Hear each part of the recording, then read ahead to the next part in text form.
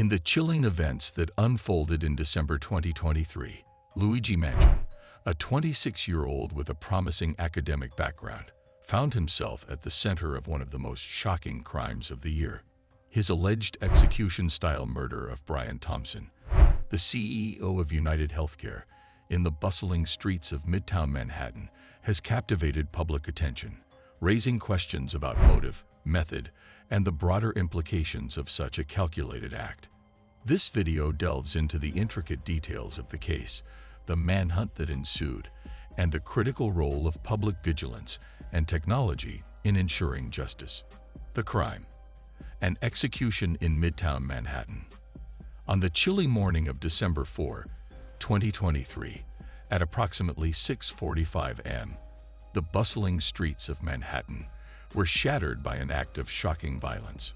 Brian Thompson, the CEO of United Healthcare and a prominent figure in the corporate world, was gunned down in an execution-style killing. This heinous act, carried out in the heart of Midtown Manhattan, stunned the nation and ignited debates about public safety, corporate power, and the fragility of human life. The crime's brazen nature occurring in broad daylight on a busy street added to its horrifying impact, leaving bystanders and officials alike reeling in disbelief. The suspect, later identified as 26-year-old Luigi Mangione, executed the calculated act with chilling precision. After committing the murder, Mangione fled the scene on an electric bike, skillfully navigating through Central Park to elude immediate capture. He then abandoned his bike, hailed a cab, and subsequently boarded a bus to escape the city, vanishing into obscurity. This daring and methodical escape marked the beginning of a nationwide manhunt, with law enforcement agencies racing against time to capture the elusive suspect. Mangione's ability to evade capture initially highlighted both the challenges of modern policing and the lengths to which a determined individual could go to conceal their tracks. The 5-day manhunt. What followed was a grueling 5-day search for the suspect. Authorities pieced together Mangione's movements using surveillance footage and eyewitness accounts. Video evidence captured moments of his escape, including his entry into a cab and later onto a bus. Despite the efforts of law enforcement, the suspect remained elusive until a critical breakthrough on December 9. During the investigation, the NYPD released new photos of the suspect, taken from a cab's interior camera. These images, which highlighted Mangione's distinctive eyes and eyebrows, became instrumental in identifying him. The release of these photos to the public marked a turning point in the case. The breakthrough at McDonald's on December 9. In Altoona, Pennsylvania, an observant citizen at a McDonald's recognized a man who matched the description in the released photos. The individual's sharp observation of Mangione's unique features prompted a call to local authorities, setting the stage for his arrest. When police arrived, they found Mangione wearing a face mask. Upon being asked to remove it, his identity was immediately confirmed. Though he initially presented a fake New Jersey ID, a search of his belongings uncovered additional incriminating evidence, including a firearm with a suppressor, a fake passport, and documents critical of the health insurance industry. The discovery of these items cemented his status as the primary suspect in Thompson's murder. Luigi Mangione, a profile of contradictions. The arrest of Luigi Mangione painted a perplexing picture of a man whose achievements stood in stark contrast to the brutal crime he allegedly committed. At just 26 years old, Mangione had already achieved an impressive academic record, earning both a bachelor's and a master's degree in computer science from the prestigious University of Pennsylvania. His journey began in an upscale private school in Maryland, reflecting a life of privilege, opportunity, and apparent promise. These accomplishments made it all the more shocking that such a well-educated individual could be implicated in a cold-blooded murder.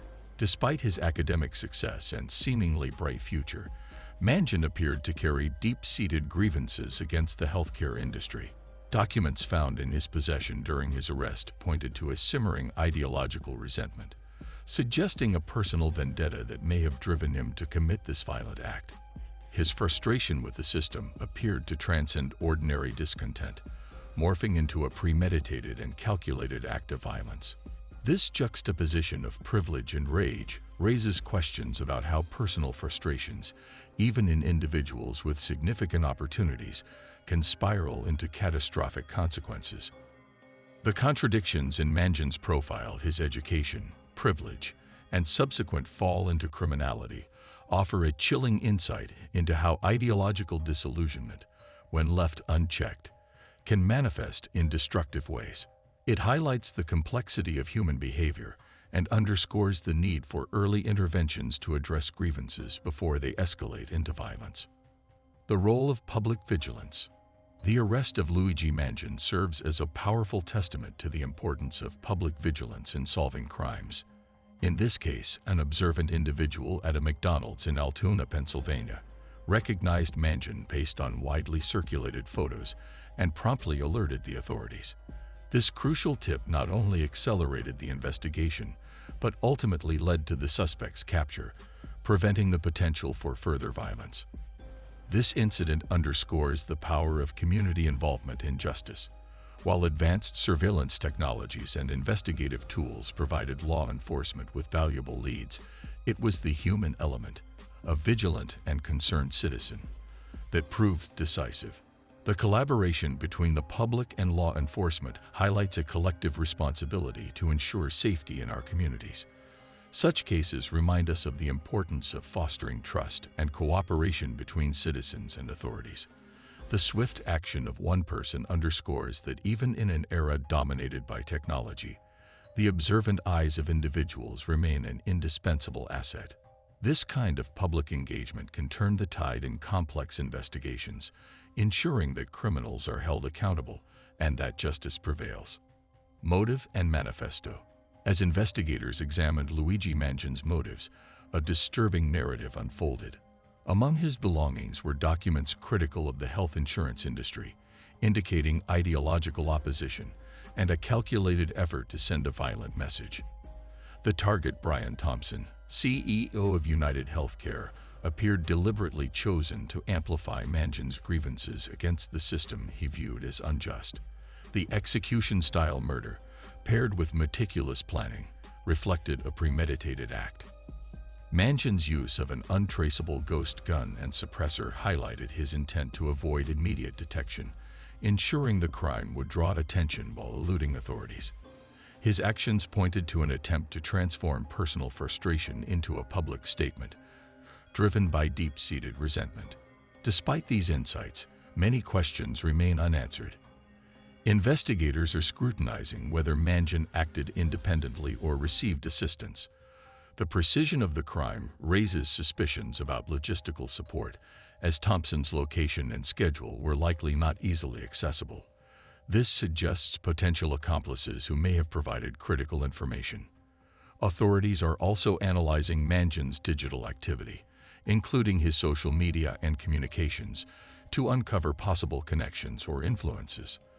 The possibility of collaborators, whether directly involved or ideologically supportive, remains a focal point of the investigation. This case highlights the dangers of ideological extremism and radicalization. Mangin's decision to channel discontent into violence illustrates how unresolved grievances can escalate into destructive acts. His actions have reignited discussions about societal discontent and the urgent need to address it constructively.